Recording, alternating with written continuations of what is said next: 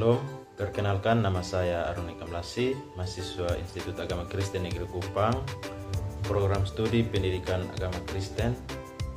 Jadi di sini saya akan menjelaskan tentang teori belajar humanistik untuk memenuhi tugas mata kuliah belajar dan pembelajaran. Baik, yang pertama saya akan menjelaskan tentang pengertian teori belajar humanistik.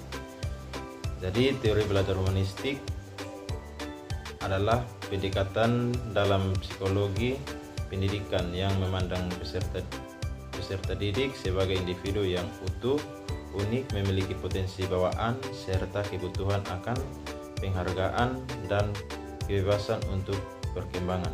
Berbeda dengan teori perilaku yang hanya menekankan perubahan perilaku yang teramati, atau teori kognitif yang fokusnya pada proses berpikir. Teori ini menempatkan manusia sebagai pusat pembelajaran. Baik, yang berikut kita masuk dalam tokoh dan pemikir utama teori belajar humanistik. Yang pertama, Abraham Maslow. Konsep utama hierarki kebutuhan.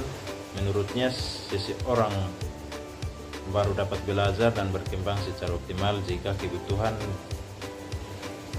dasarnya terpenuhi secara berurutan.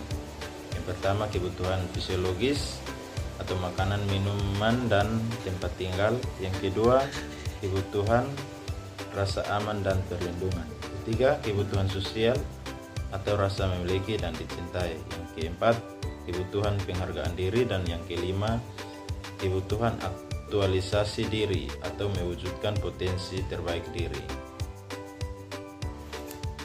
Tokoh yang kedua adalah Charles Rogers.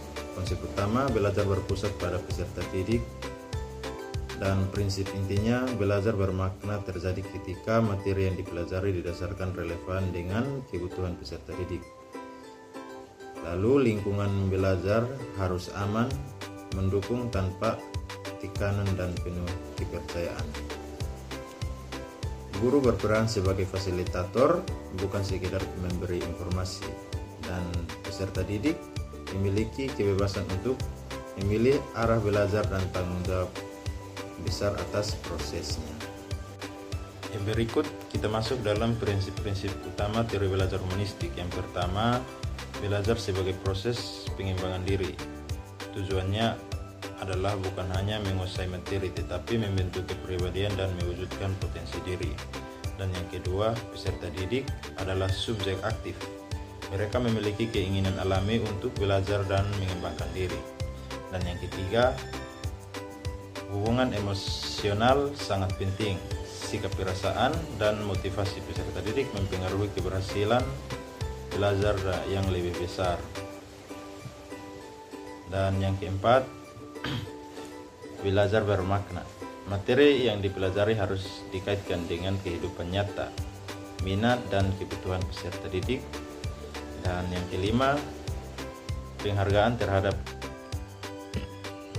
keunikan setiap orang, memiliki kecepatan gaya dan cara belajar yang berbeda. Dan yang terakhir atau keenam, lingkungan belajar yang kondusif, tercipta rasa saling menghormati, menerima, dan bebas rasa takut dan gagal. Lalu yang berikut adalah peran guru dan peserta didik. Pertama, peran guru. Guru berperan sebagai fasilitator yang menciptakan suasana nyaman, menyediakan sumber belajar, mendengarkan motivasi, dan memberikan dukungan emosional. Dan peran peserta didik.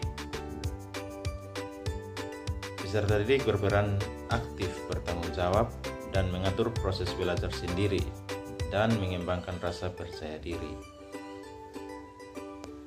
Baik, yang berikut kelebihan dan kekurangan teori belajar humanistik.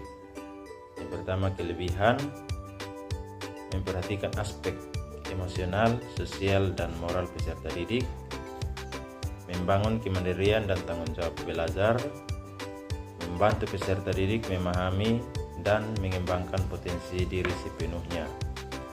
Dan kekurangannya, sulit diterapkan dalam kelompok besar karena membutuhkan perhatian individu yang intensif.